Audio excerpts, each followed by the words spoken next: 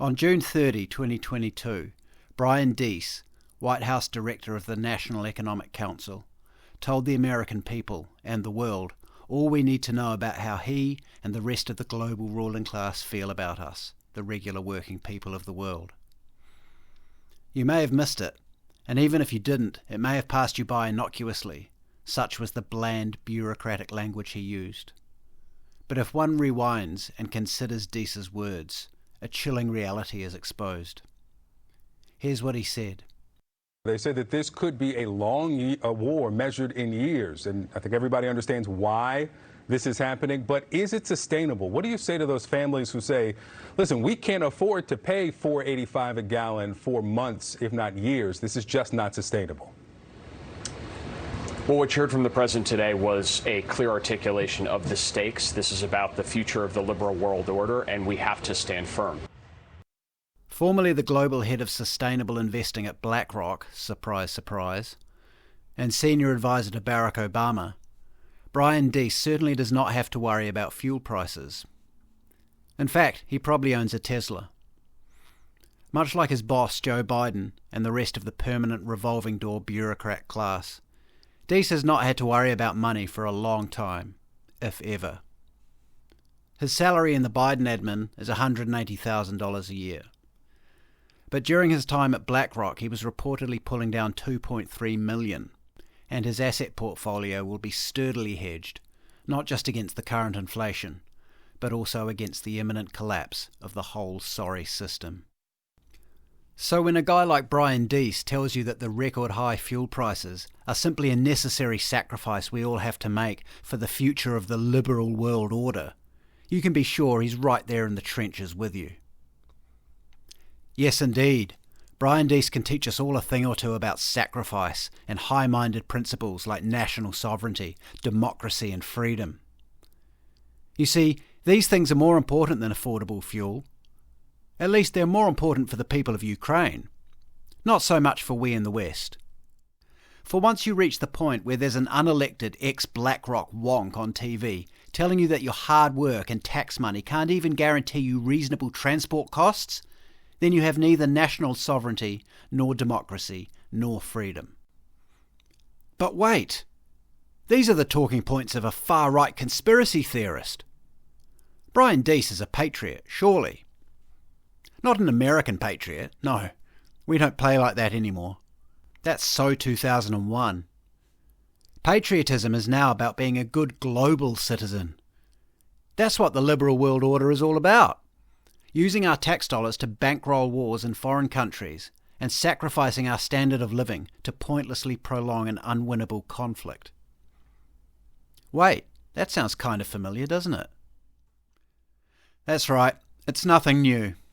American hegemony has since World War II relied upon the power and profitability of the military-industrial complex and the reserve status of the US dollar, both of which, in turn, rely heavily on war. Nothing new. The smokescreen isn't new either.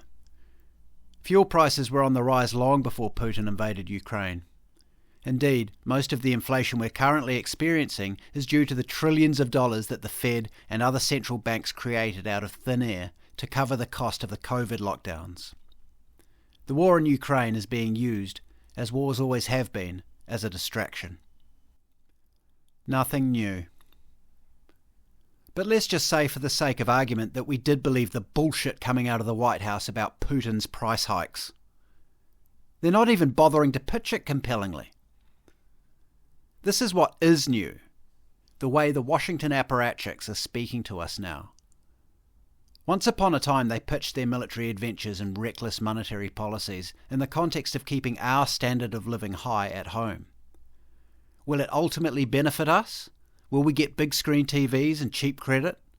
Okay then, sign me up I guess. That was more or less how it went. But now we're simply told, this is about the future of the liberal world order, and we have to stand firm. In other words, the people must suffer for the greatness of the empire. There's no apple pie jingoism like Bush used after 9/11. There's none of the stately assurances of better times to come that Obama did so well. There aren't even the tawdry, befuddled lies of the newly minted Biden regime. They just come right out and say it. Brian Deese and his buddies have become so brazen, so high on their own hubris, that they cannot even be bothered lying to us anymore. There you have it, in black and white, and full HD colour also. It's not about you, it's about the future of the liberal world order. Get used to it, peasant, and be thankful that you have any fuel at all, because pretty soon we're going to take that away from you completely, and you'll need to rent an electric Uber everywhere you go. Sorry, did you not get the memo? Never mind, here's the crux. By 2030, you'll own nothing, and you'll be happy. The credulous shills will of course argue, oh, that's just a conspiracy theory. The liberal world order is just the international rules-based order that ensures trade routes and human rights and sustainability and stuff like that. Yeah, sorry guy, but exchanging one hodgepodge of impressive-sounding jargon for another doesn't make it any less sinister. The liberal world order is not about some high-minded idea of global cooperation, free trade and prosperity for all, underpinned by a code of moral rectitude. If that was the case, then China would not have a seat on the UN Human Rights Council. If that was the case, then the last 2 years would not have seen the biggest transfer of wealth in history from the working and middle classes to the top 1%. If that was the case, then we would not have spent the last 20 years murdering people in the Middle East for no good reason. The liberal world order is about making the super rich and powerful even more super rich and powerful. That's it. It's true, some of the prosperity created by this giant Ponzi scheme did trickle down to us over the past century. But whatever utopia was briefly created by the liberal world order has been eroding now for at least 40 years. And in the last decade and a half, it has retrenched dramatically. There is indeed a war going on that is affecting our standard of living, and which will continue to make life more and more difficult in the months and years to come.